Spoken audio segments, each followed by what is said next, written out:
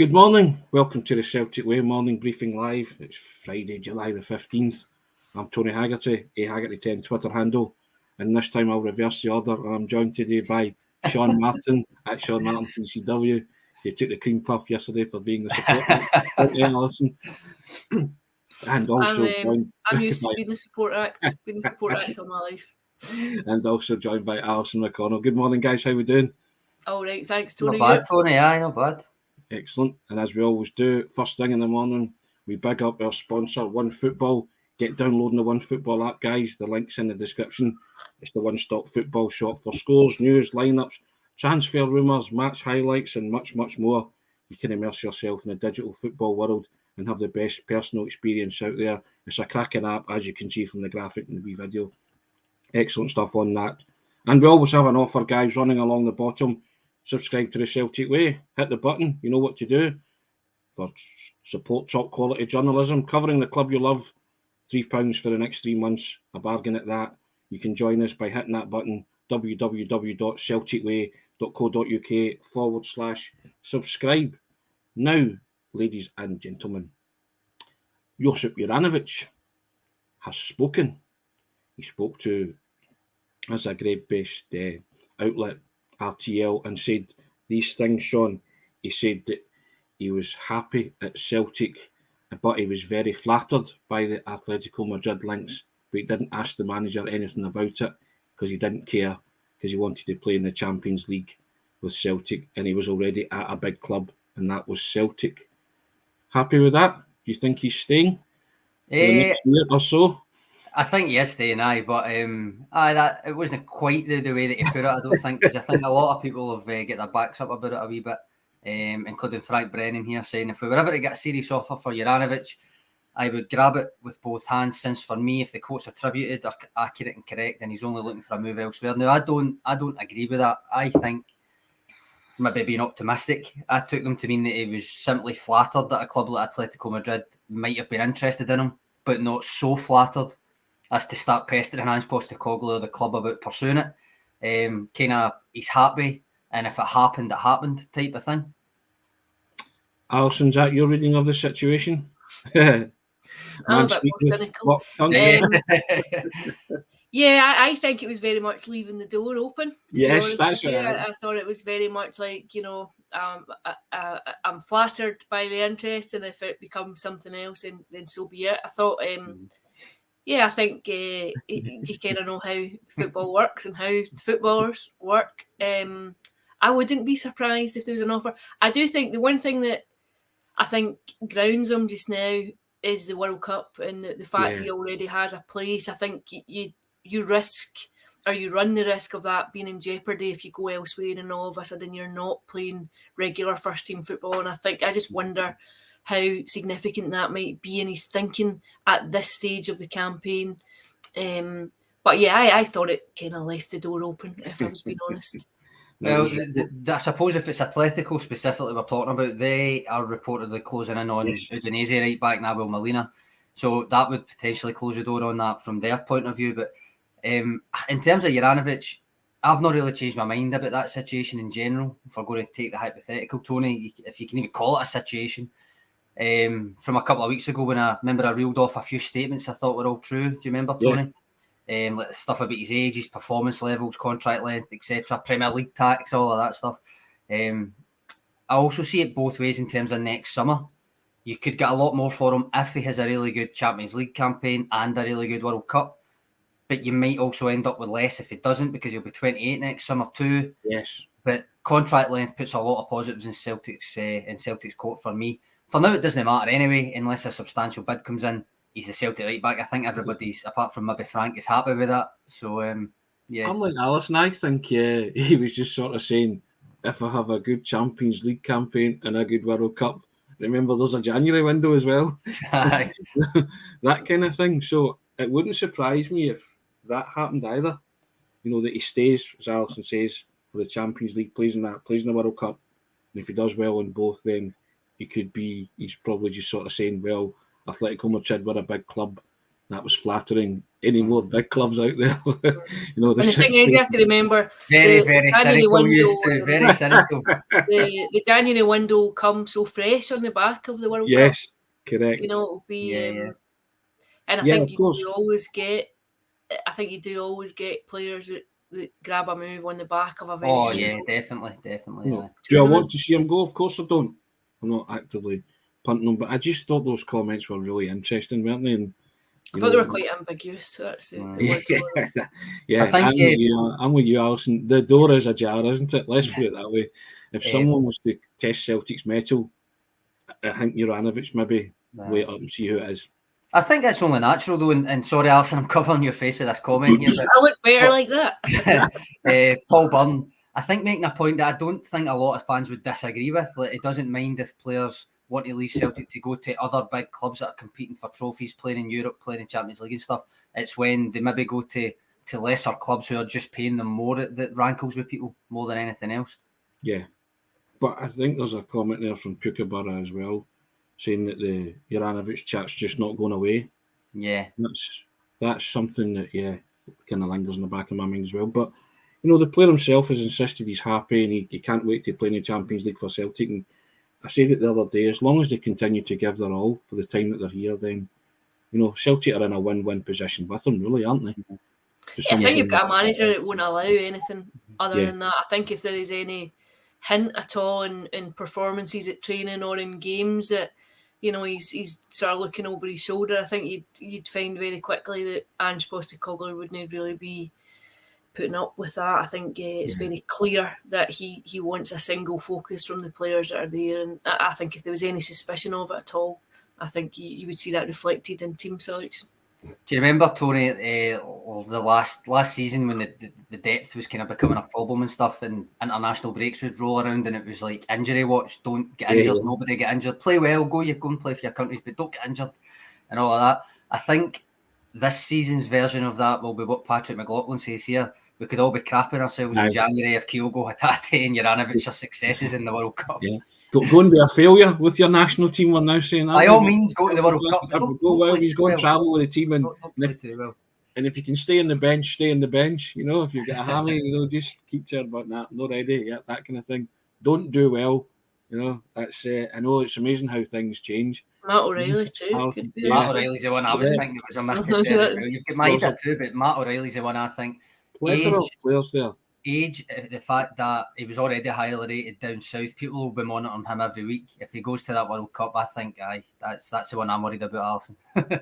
Yes, indeed.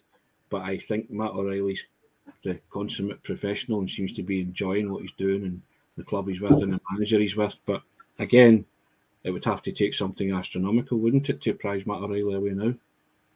I think again that's the security of having a lot of these players on long contracts. You have that kind of benefit. Yeah, definitely.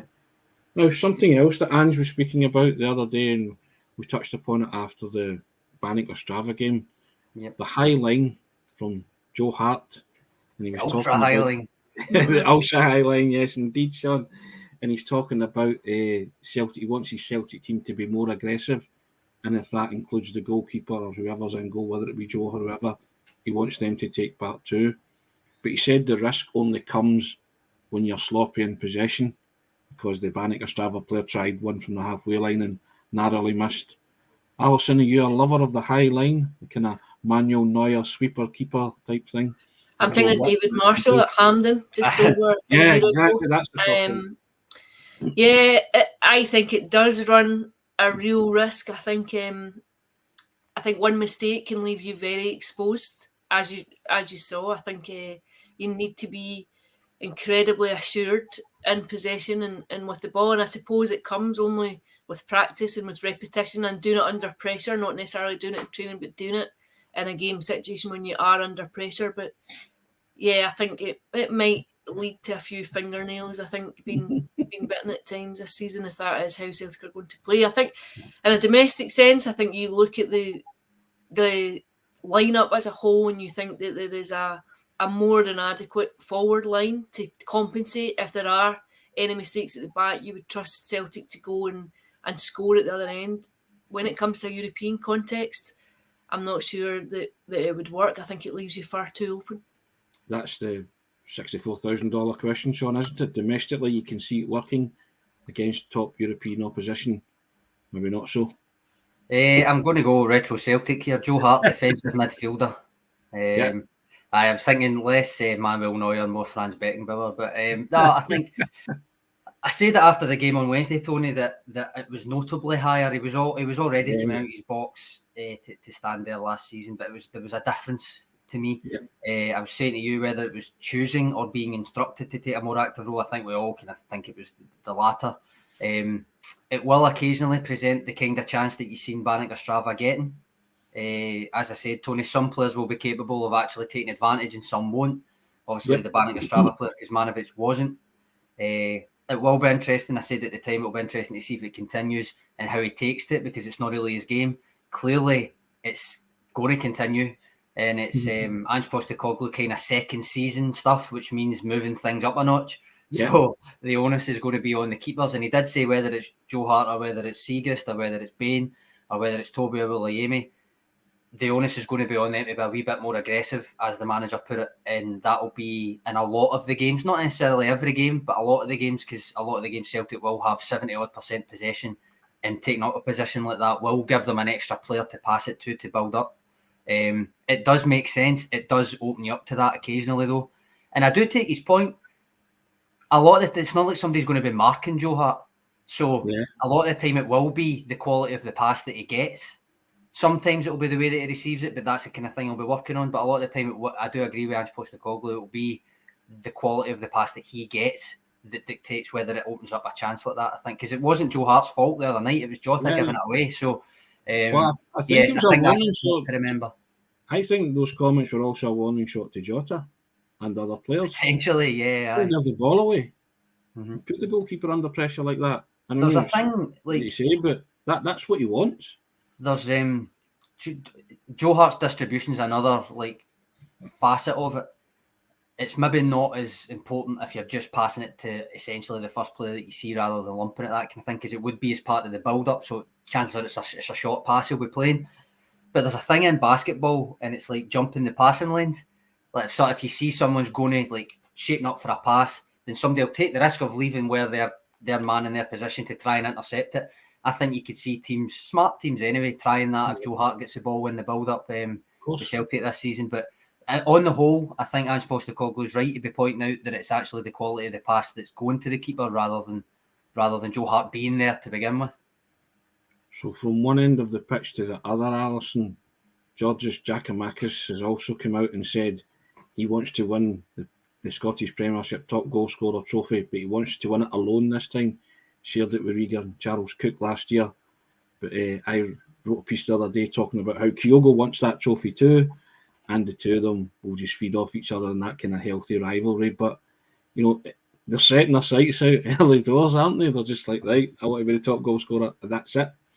I think Giakoumakis is an interesting one because you didn't really see him for the first half of the campaign. You certainly didn't see the best of him until after the break and towards the end of January, and Kyogo was injured and he came to the fore, and I think he had a fairly inauspicious start to his Celtic career. I'm thinking about that missed penalty, the day that Celtic had dropped points, and just the injury and coming in and out, and then all of a sudden he gets a run in the team from the end of January, and you really got a glimpse of what it is that he has to offer. And I think if you're to suspect that he can contribute over the course of a full campaign, I think you would have to think that him and Kyogo, I think easily should be thinking about 20 goals this season. When you consider how Celtic play, when you look at the creativity they have in the team, when you look at the width they have, the quality of the balls that come from Jota, from Abada, from Maeda, you think, I think both should be more than capable of hitting the 20-goal mark as a minimum.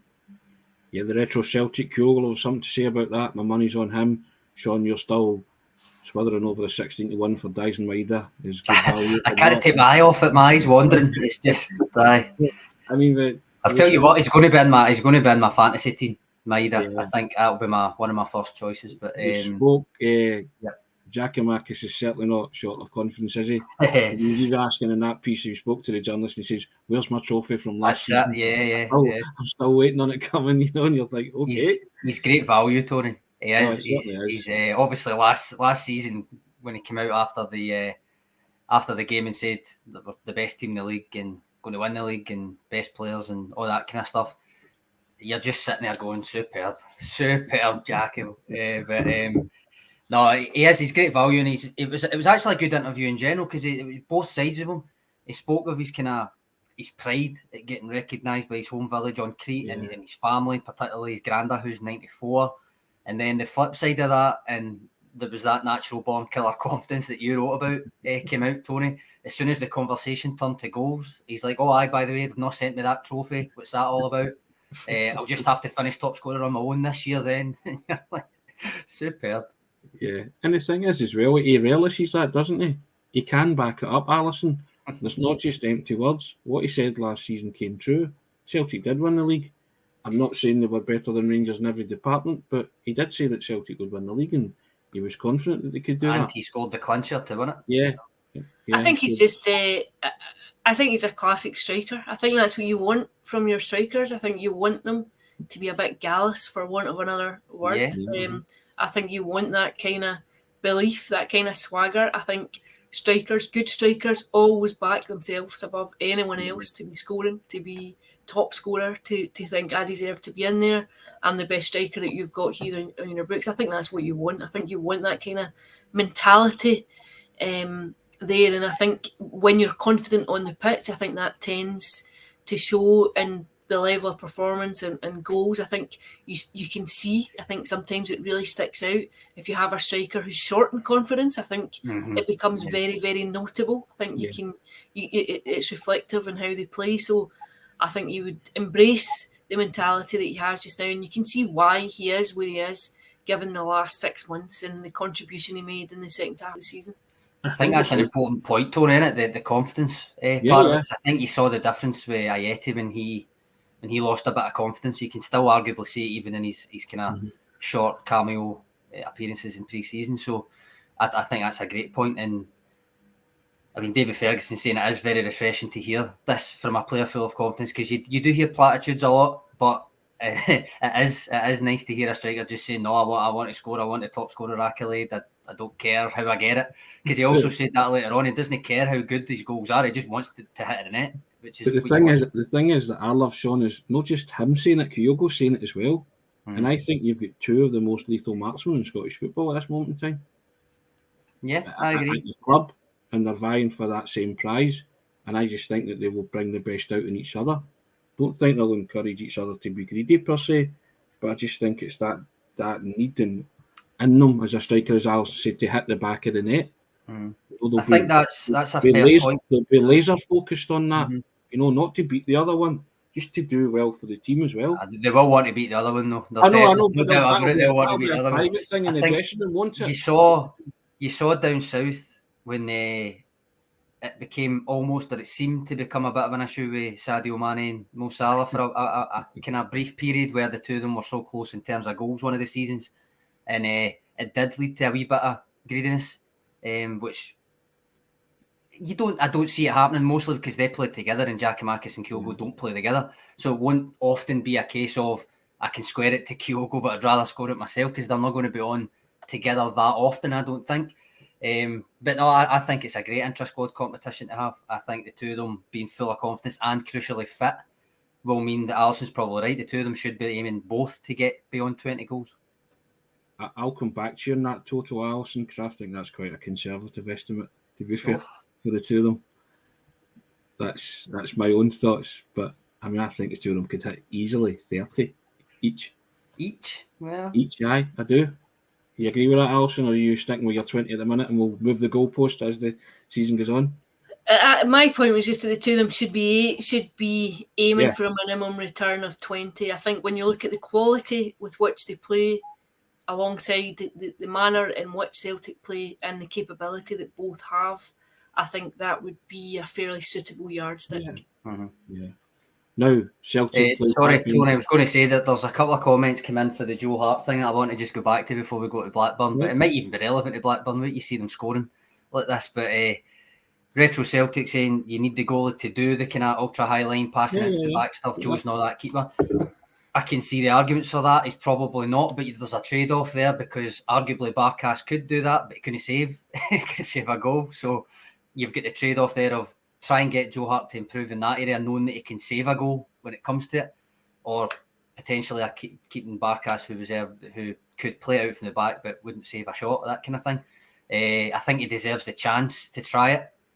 I also think it was slightly exaggerated because of the perception that Pep Guardiola almost lumbered them with by getting rid of him right away. He wasn't quite up to Pep Guardiola's distribution, but that doesn't mean that he was terrible at it, if you know what I mean. Yep. The other comment I wanted to put up was Frank Brennan. Big Joe Hart is only doing what the manager is telling him to do, and so there is only one person completely accountable for when it all goes wrong. Now, I don't disagree with that.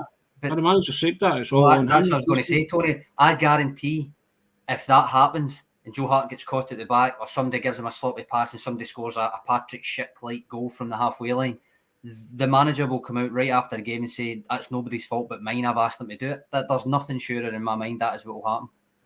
Yeah, without a doubt. Now, Celtic entertain Blackburn Rovers tomorrow back at Celtic Park, Alison, for the first pre-season friendly at home. Do you envisage them putting out a strong team, Alison, for this one? Yeah, I think you'll probably see very similar to what you've seen over the last few games. I think it will be quite a strong team. I think my suspicion is it will be the same team again who starts, and then he might do the whole wholesale changes come the break. It's almost like two teams for each half. Yeah. I think you want to keep the momentum going. I think you want to keep minutes going into players' legs. But I think ultimately these games just come down to fitness. They come down to just trying to be prepared as much as possible for the start of the season. Sean, strong team for you as well? I think first game back at Parkhead, fourth game of pre-season. The league kicks off in 2 weeks, which is obviously 3 games when you include Blackburn. So although I think there will still be a lot of subs like Alison, I do reckon the starting 11 will be quite strong. It's been quite strong the past 2 games. Yeah. I mean, if we're going to take a guess or even run through it as a group rather than individual teams, then I take it. Anybody think Seagrass will start or Bain? I think it'll be Hart again, but I think it'll be Hart that starts. Yeah. I think they might get a half each. Yeah, I think he'll come off at half time or later on. It was the 60th minute or so against Barnick or Strava, but I think he will be subbed. I don't think he'll play the full game, but I do think he'll start. Backline. Anybody? I'll just name a team if you want. You can tell me if you disagree. Juranovic, I think, might start at right back again because it was his first start of pre-season, even though it was also Ralston's first game of pre-season as well, that kind of thing. I don't see Carter Vickers not starting. Yep, Carter Vickers. As to who partners him, you've got Julian could start. You've got Boston Lowell could start. I think it'll be Stephen Welsh again. So do I. What do you think? I think if he's. I wonder if it might be Julian. I'm not sure. I think the only reason I'm thinking Welsh is I'm wondering if he's thinking of starting the season with Welsh at left centre back like last term, then it might make sense to get the minutes in. That's what was on the back of my head and thinking, Sean. I think it'll be one of Julian or Welsh, but I think it'll be Welsh for the left centre back reason. And the thing, I mean, I really haven't seen maybe not wanting to take a risk with Starfelt. I don't. He said he wouldn't expect him to be ready until the kind of opening game. But Julian, as I keep saying, he played left centre back at Toulouse before he came to Celtic. He's not really been playing there for Celtic, but I'm interested to see it. I'm almost interested to see if it's Julian more than I'm interested to see if it's Welsh, because I know Welsh can do it. He done it at the start of last season. But that's my rationale with Welsh is if he's thinking it's going to be him for the start of the season, then you kind of need to get the minutes into the legs alongside Carter Vickers again. Left back. I know who you're going to say, Greg Taylor. I'm actually going to say I think it'll be Alexandre Bernabé, because I think the more similar with Welsh, I think Taylor had the better game, by the way, midweek, but I think the more that Bernabé plays, the better at this stage. That's my rationale with that. Do you think Taylor or no? I think Bernabé. I think he might let Bernabeu get his bow in front of the home supporters. Yeah. That's a good shout. Midfield, I presume we can just skate right past Callum McGregor, even though it's pre-season. Yes, Captain Cal. Yes, indeed. Right, next. Matt O'Reilly. Yeah, Matt O'Reilly. He started both the last games. Is there any chance he just gets the second half rather than the first half? No, probably not. No. And then the other guy, I'm thinking maybe Hatate. Assuming that he trains. Assuming he trains. Bring Hatate back, aye. Yeah. He suggested that he would be fit for Saturday, didn't he? Yeah. Assuming he trains after that knock, I'm thinking probably straight back in. McGregor. If not, would it be, just out of curiosity, if it wasn't Hatate, would you have Idiguchi maybe in there, given he's been playing the 8 more in pre-season, or would it just be Turnbull straight away? I'll put the Bull in. I think it would. I think the likelihood is it would be Turnbull. I think he played. I thought he linked up quite well actually the other night too. I think. I think the likelihood is it would be David Turnbull. Yeah. Up front now, this is actually where the depth comes in already, because they're all kind of fit. So it's like the last game. It was I've got it here. Jota, Kyogo, Forrest. The last game. I think it will be none of the three of them this time for some reason, which is maybe bold, but that's maybe me getting into my own head with the depth chart and all that again. So I'll stick my neck out there. I think it will be Abada because he played so well as a sub. And then I think Giakoumakis, it might just be his turn to start again. And then Maeda, because Jota started twice in a row, and it would be 2 games out of the starting 11 for Maeda if he doesn't start. So that's my rationale with those 3. I suspect that it's not going to be the same. Agreeing with that, Alison? Agreeing with that? No, and I had thought about Giakoumakis just because he hadn't, I thought you might just rotate it. The other 2 are fairly interesting, but I would agree. I think when it comes, the main priority is getting everyone match fit, is getting everyone ready to compete and ready to play, and on that vein, it's critical that you get game time. So I think you might have a point, Sean. I think you might be right. I have to say, I think you could be. Don't both agree with me. Come on. I think you can be in the right lines, but it depends, doesn't it? Right, Mikey Johnston left wings, James Forrest through the middle. Do you agree with that? No, but I can see your rationale. That's like a Champions League qualifier lineup. Somewhere like from the deepest dark. Flashbacks of Lewis Morgan up front in a derby game. Where's Neil Beaton when you need him? Champions League qualifier. It was the law. He started at the back of the pack. This is the thing. David Ferguson not only had my back saying it was a good shout for the front 3, but what a headache to have. I agree. I totally agree. Correct. I mean, and lots of people are saying Jota, Kyogo, and Maeda to start. Love that they're saying it. I think that is the first choice front 3, Tony. I've said that to you before. Yeah. But it's still pre-season. I think looking at the lineup from the last couple of games, and I know people come on as a sub and got either a half or half an hour or 20 odd minutes. I'm just kind of spitballing. Like you, I thought Maeda and Abada did very well the other night, and obviously Giakoumakis scored a great goal. So it's just wonderful to be talking in those terms, isn't it? As David said, the depth and all that they've got. And I think that's a fair point from Beach Boys. That's very much in keeping with Ange Postecoglou's thing about constructive feedback rather than you're dropped. It's you're being rested, you're being rotated, that kind of thing.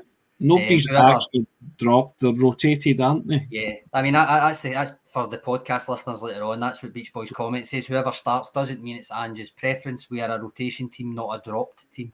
Ange's a rotation man, not a tinker man, Alison, isn't he? That's what we'll side on, or err on the side of caution with that one.